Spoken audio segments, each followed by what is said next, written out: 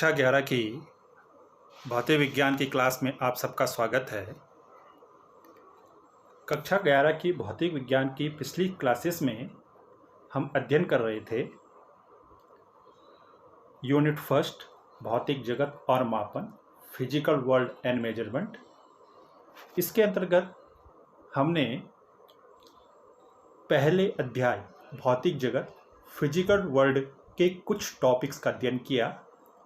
जैसे हमने विज्ञान की परिभाषा को इसमें जाना, भौतिक विज्ञान की परिभाषा को इसमें जाना, प्रकृति के मूल बलों को इसमें जाना, भौतिकी के अग्रणी वैज्ञानिकों की जानकारी हमने जानी और भौतिकी में अनेक जो भौतिक विज्ञानी हुए उनके योगदान आविष्कार को इसमें जाना।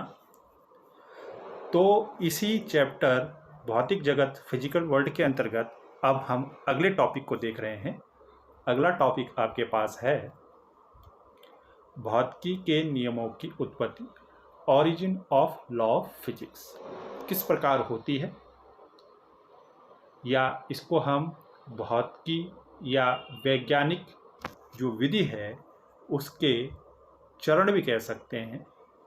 तो हमारे पास जो अगला टॉपिक है भौतिकी के नियमों की उत्पत्ति या origin of law of physics, इस टॉपिक को आज देखते हैं।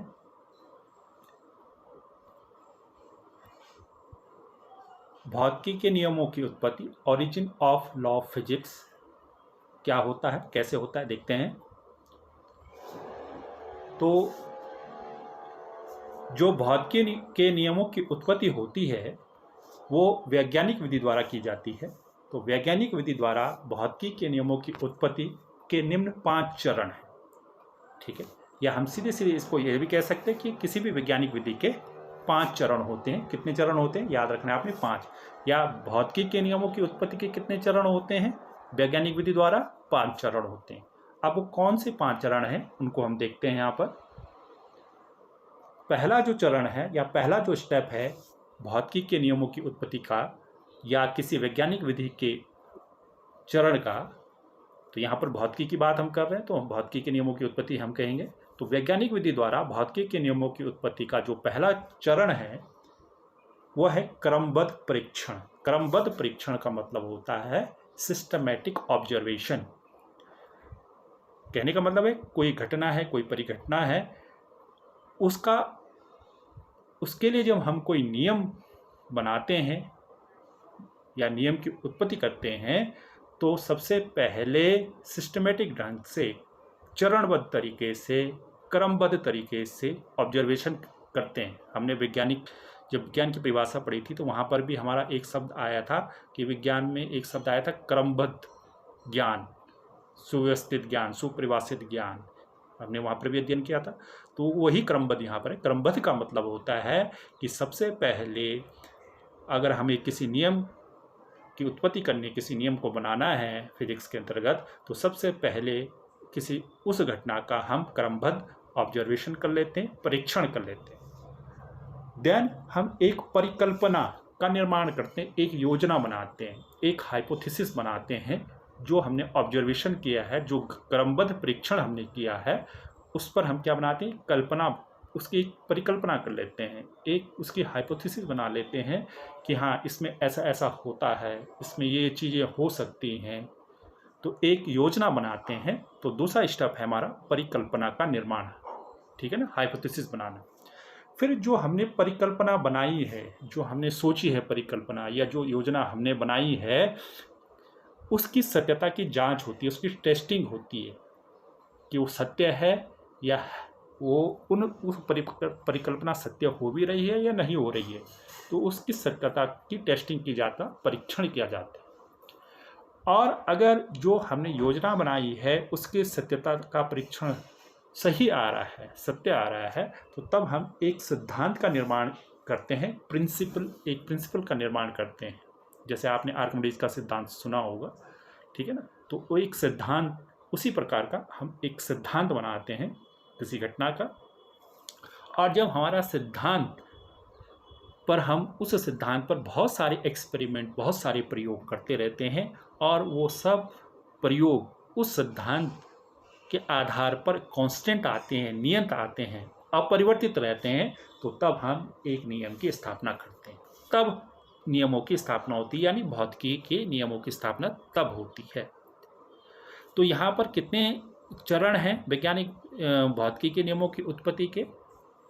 5 चरण हैं। सबसे पहले क्रमबद्ध परीक्षण होगा, फिर परिकल्पना का निर्माण होगा, फिर परिकल्पना की सत्यता का परीक्षण होगा, फिर सिद्धांत की स्थापना होगी और फिर नियम की स्थापना होगी। लास्ट में नियम की स्थापना यानी नियम की उत्पत्ति हो गई।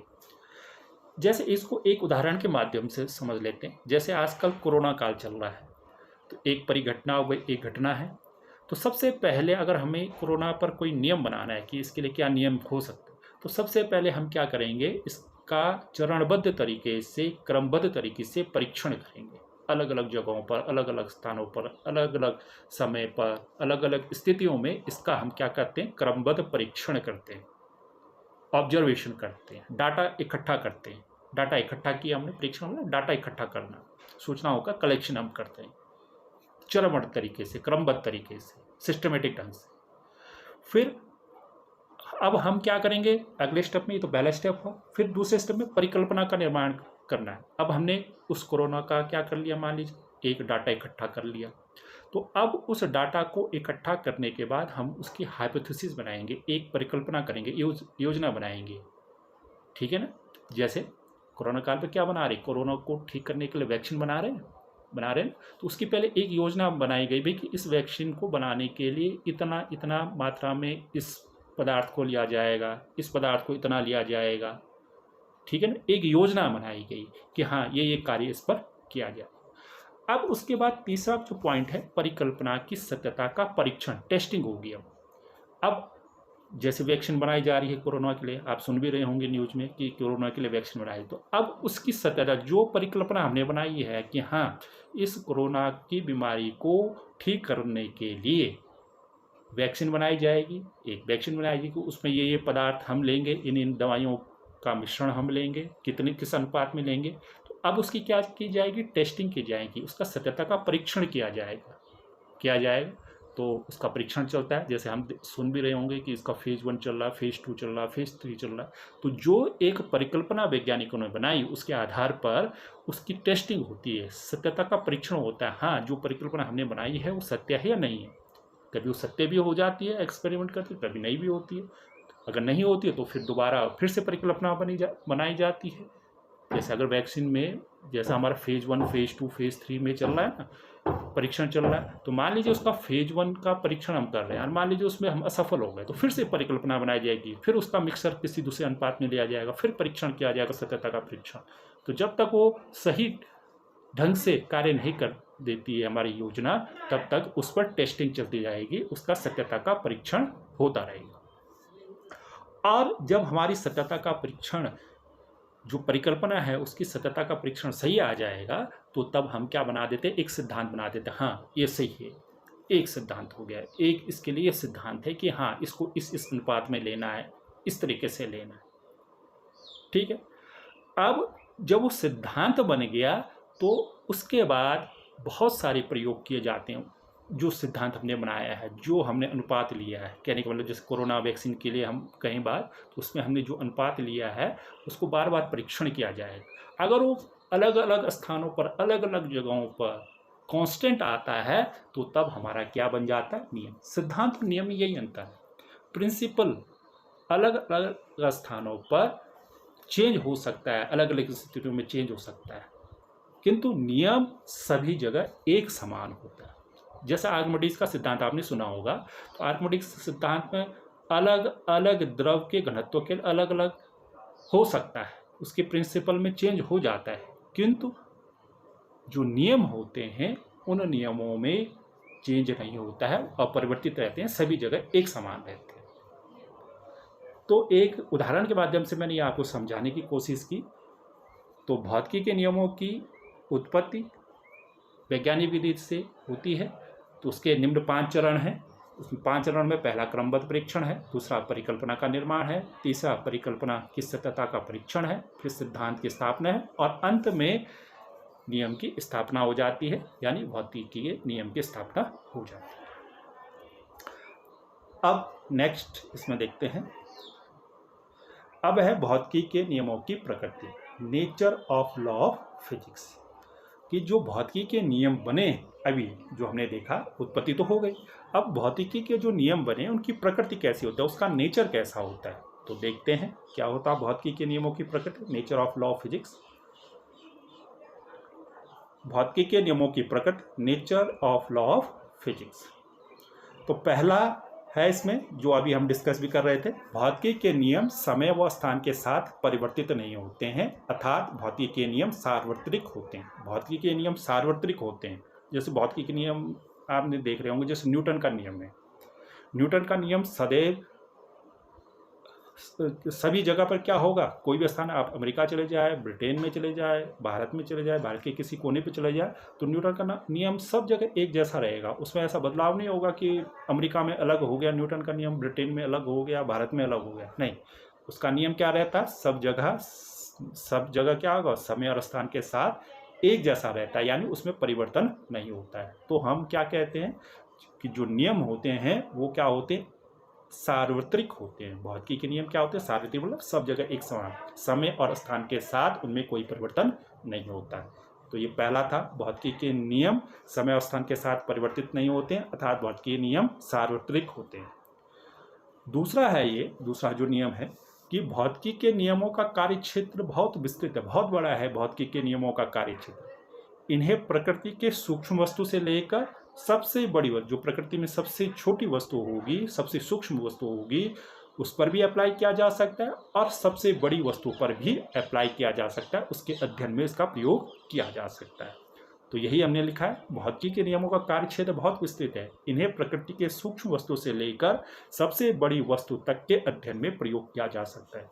तो जो भौतिकी के नियम है उसको हम छोटी से छोटी वस्तु पर भी अप्लाई कर सकते हैं और बड़ी से बड़ी वस्तुओं पर भी अप्लाई कर सकते हैं, उनके अध्ययन में प्रयोग उसका किया जा सकता है। ठीक है ना। तो ये दूसरा नियम है भौतिकी का। भौतिकी की प्रकृति, ये दूसरी प्रकृति है। अब देखिए तीसरी जो प्रकृति है भौतिकी की, तीसरी प्रकृति क्या है, विभिन्न भौतिक परिघटनाओं में भौतिक राशियां होती। अब बहुत सारे आप पढ़ेंगे, जैसे घनत्व है, आयतन है, लंबाई है, चौड़ाई है, बहुत सारी आप आगे भौतिक राशियां पढ़ेंगे। तो विभिन्न भौतिक परिघटनाओं में भौतिक राशियां समय के साथ परिवर्तित होती रहती है। जैसे जैसे समय परिवर्तित, देखो समय के साथ परिवर्तित हो रही है, भौतिकी के नियम की बात नहीं कर रहे, हम भौतिक राशियां बोल रहे हैं। जैसे आयतन है, घनत्व है, ताप है, विकृति है, आयतन प्रत्यास्था गुणांक है, इसी तरह से बहुत सारी भौतिक राशियां आगे आएंगी। तो जो भौतिक राशियां हैं वो समय के साथ परिवर्तित होती रहती हैं। नियम नहीं बोल रहे, भौतिकी के नियम नहीं बोल रहे, भौतिक राशियां परिवर्तित होती हैं। विभिन्न परिघटनाओं में भौतिक राशियां समय के साथ क्या होती रहती हैं, परिवर्तित होती हैं। किंतु कुछ भौतिक राशियां समय के साथ परिवर्तित नहीं होती हैं, कुछ निश्चित शर्तों या नियमों, कुछ निश्चित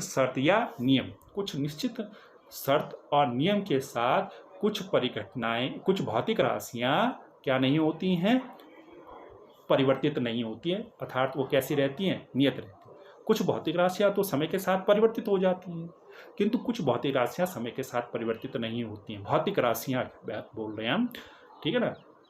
और किसके साथ, कुछ शर्तों या नियमों के साथ वो परिवर्तित नहीं होती।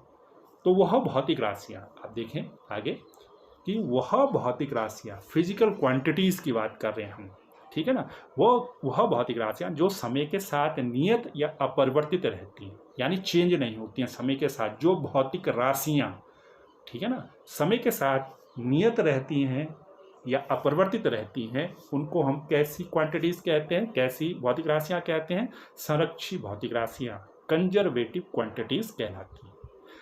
भौतिक राशियों की इन शर्तों को, जो शर्त और नियम के कारण वो क्या हो रही हैं, कांस्टेंट हो रही हैं, नियत रह रही हैं, अपरिवर्तित रह रही हैं, उनको हम कहते हैं कंजर्वेटिव लॉ, संरक्षण नियम।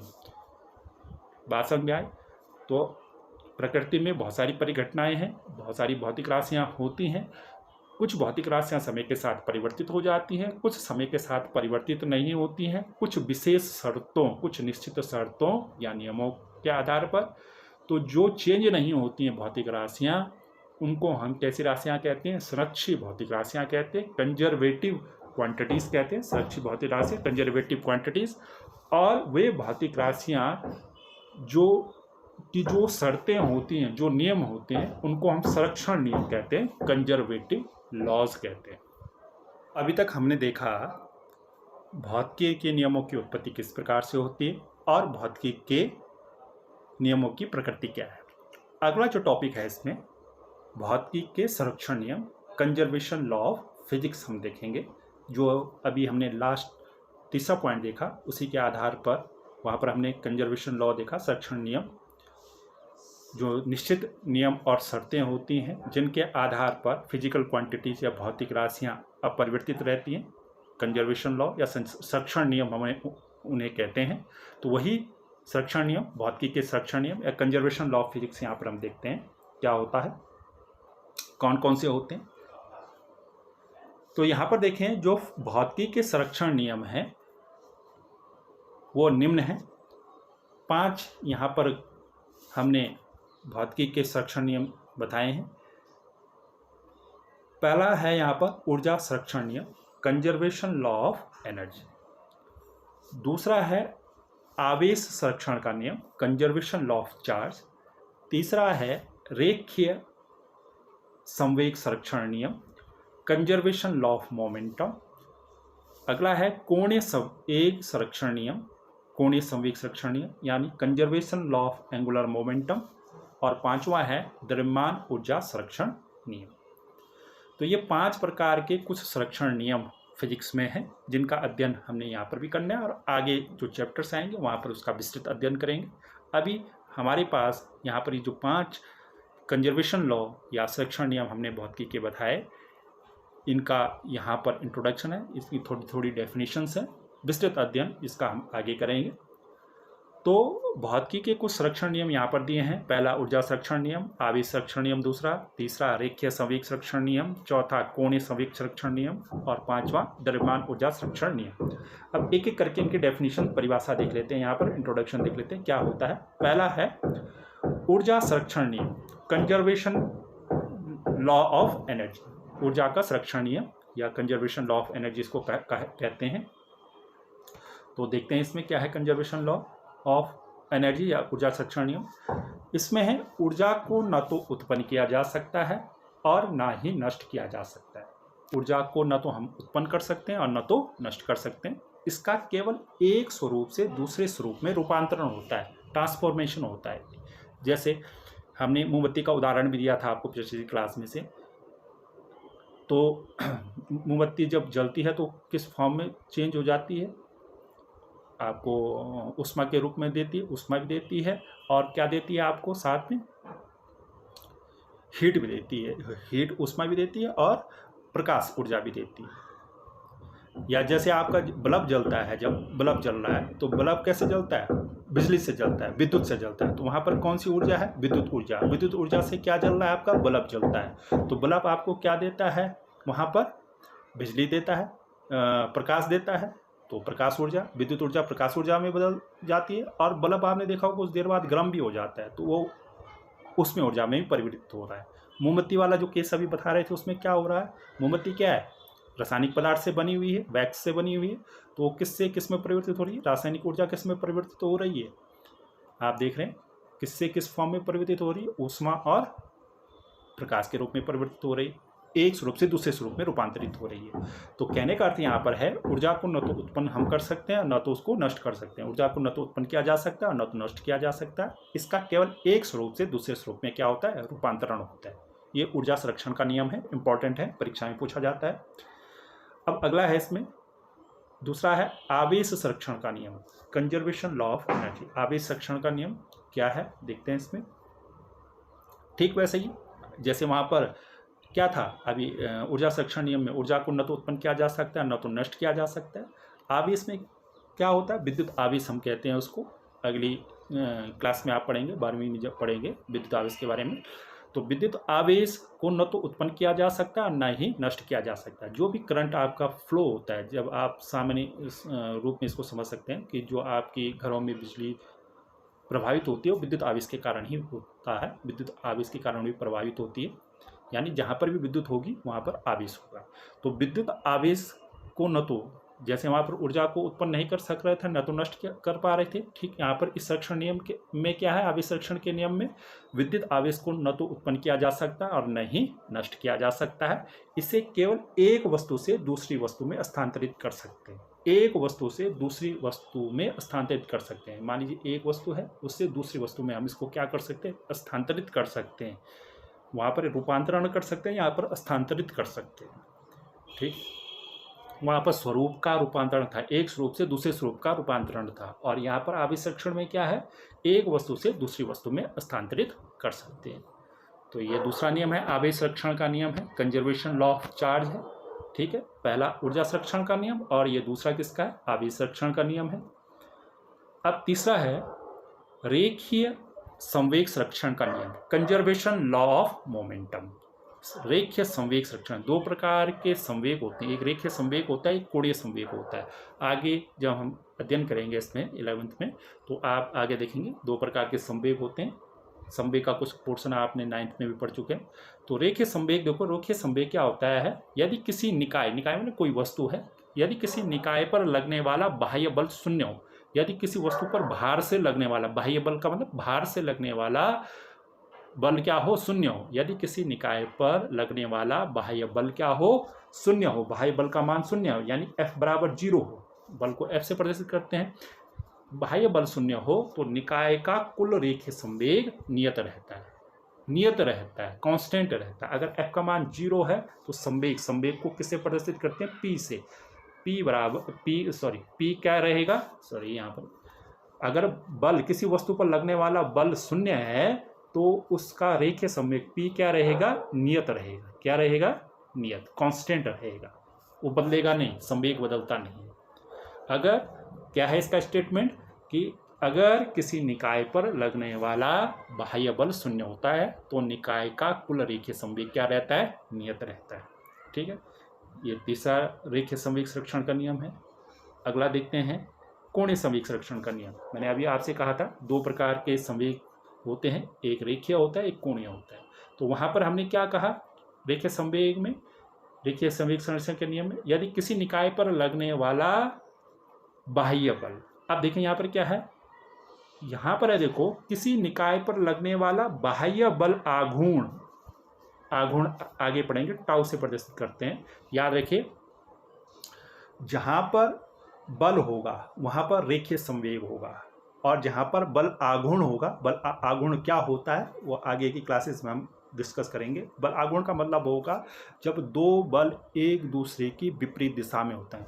मान लीजिए एक कोई वस्तु है, एक बल इस पर इधर को लग रहा है नीचे की ओर, और एक बल इस पर ऊपर की ओर लग रहा है, और दोनों परिमाण में बराबर हैं, तो वहाँ पर बल युग्म आघूर्ण बल आघूर्ण क्या होता है, उत्पन्न होता है, ठीक है ना। बल युग्म आघूर्ण या बल आघूर्ण वहाँ पर उत्पन्न होता है। तो कहने का मतलब है यदि किसी निकाय पर लगने वाला बल युग्म आघूर्ण शून्य हो, टाउ का मान 0, तो निकाय का कुल कोणीय संवेग, इसको J से भी प्रदर्शित करते हैं, ठीक है ना, कहीं I से भी इसको प्रदर्शित करेंगे, ठीक है ना। तो जनरली J से ही प्रदर्शित करते हैं इसको, आगे हम इसको देखेंगे कोणीय संवेग संरक्षण के नियम को। अगर टाउ का मान 0 है, बल आघूर्ण, बाह्य बल आघूर्ण टाउ का मान 0 है, तो कुल कोणीय संवेग क्या रहता है, नियत रहता है। यहाँ पर नियत रहेगा, जैसे वहाँ पर क्या नियत था, संवेग नियत था, यहाँ पर कोणीय संवेग नियत रहता है। तो कोणीय संवेग संरक्षण का नियम क्या है कि अगर बाह्य बल आघूर्ण शून्य है तो कुल कोणीय संवेग क्या रहता है, नियत रहता है। अगर किसी निकाय पर कार्य करने वाला बाह्य बल आघूर्ण शून्य हो तो निकाय का कुल कोणीय संवेग क्या रहता है, नियत रहता है। ये क्या है आपका कोणीय संवेग संरक्षण का नियम, conservation law of angular momentum. अब आगे देखते हैं इसमें, अगला है पांचवा द्रव्यमान ऊर्जा संरक्षण नियम, इंग्लिश में इसको कहते हैं conservation law of mass energy. Conservation law of mass energy भी कहते हैं, द्रव्यमान ऊर्जा, द्रव्यमान को मास, ऊर्जा को एनर्जी। तो द्रव्यमान ऊर्जा संरक्षण नियम या conservation law of mass energy क्या है, देखते हैं। देखिए प्रकृति में द्रव्यमान और ऊर्जा का योग नियत रहता है, जो m है और ई, ये बराबर, इनका योग क्या रहेगा? हमेशा नियत, प्रकृति में नियत रहते हैं, कांस्टेंट रहते हैं इनकी वैल्यू। ठीक है, एम द्रव्यमान हो गया और ई एनर्जी हो गई, ई फॉर एनर्जी। तो प्रकृति में संपूर्ण द्रव्यमान और ऊर्जा का योग नियत रहता है। संपूर्ण प्रकृति में कहीं पर भी आप द्रव्यमान और ऊर्जा का योग निकालेंगे तो वो हमेशा क्या रहता है? नियत। अर्थात द्रव्यमान को ऊर्जा में, द्रव्यमान को ऊर्जा में तथा ऊर्जा को द्रव्यमान में बदला जा सकता है। द्रव्यमान को ऊर्जा में, द्रव्यमान यानी द्रव्य, हम जिसकी बात कर रहे थे पहले भी हमने डिस्कस कर चुके हैं इसमें, द्रव्य। तो उसी द्रव्य को हम क्या कह रहे हैं? द्रव्यमान। किसी द्रव्य का क्या होगा? हमेशा एक द्रव्यमान होगा, मास होगा। तो प्रकृति में संपूर्ण द्रव्यमान तथा ऊर्जा नियत रहती है या नियत रहता है। द्रव्यमान और ऊर्जा का योग क्या रहता है? नियत रहता है। और द्रव्यमान को ऊर्जा में तथा ऊर्जा को द्रव्यमान में बदला जा सकता है। यह द्रव्यमान ऊर्जा संरक्षण नियम है।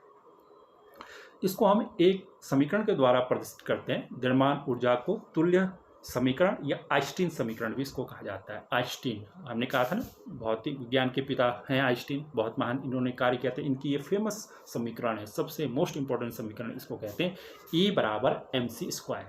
E, जहाँ E क्या है इसमें, यहाँ पर हम एक पे लेते हैं, जहाँ E क्या है? ऊर्जा है। E, ये कैपिटल E क्या है? ऊर्जा को प्रदर्शित करता है, एनर्जी को। M मास, द्रव्यमान। ठीक है, M फॉर मास, इंग्लिश में मास कहते हैं, तो द्रव्यमान, मास को हिंदी में क्या कहते हैं? द्रव्यमान। और C क्या है इसमें? प्रकाश का वेग। तो ये आइंस्टीन समीकरण है, द्रव्यमान ऊर्जा समीकरण या आइंस्टीन का समीकरण, E बराबर mc²। तो यही द्रव्यमान ऊर्जा संरक्षण नियम को भी प्रदर्शित करती है। तो द्रव्यमान ऊर्जा संरक्षण नियम क्या है? कि प्रकृति में जो संपूर्ण द्रव्यमान और ऊर्जा E और M का जो योग है वो हमेशा क्या रहता है? नियत रहता है, कांस्टेंट रहता है। यानी द्रव्यमान को ऊर्जा में और ऊर्जा को द्रव्यमान में बदला जा सकता है इस समीकरण से, E बराबर mc² से, जहाँ E ऊर्जा को प्रदर्शित करता है, M द्रव्यमान को प्रदर्शित करता है और C प्रकाश के वेग को प्रदर्शित करता है। ठीक है, तो इस क्लास में हमने आज क्या क्या देखा कि भौतिक विज्ञान या भौतिकी की उत्पत्ति कैसे हुई, उसके भौतिकी के नियमों की उत्पत्ति कैसे हुई, उसके बाद हमने देखा भौतिकी के नियमों की प्रकृति क्या है, और उसके बाद देखा हमने कि संरक्षण नियम, भौतिकी के संरक्षण नियम, 5 संरक्षण नियमों को हमने यहाँ पर देखा। तो आप इस क्लास के माध्यम से इन सब का अध्ययन कर लेंगे बहुत अच्छी तरीके से। मोस्ट इम्पोर्टेंट ये टॉपिक्स हैं। तो इस क्लास में इतना ही, बाकी आगे की क्लास में। Thank you.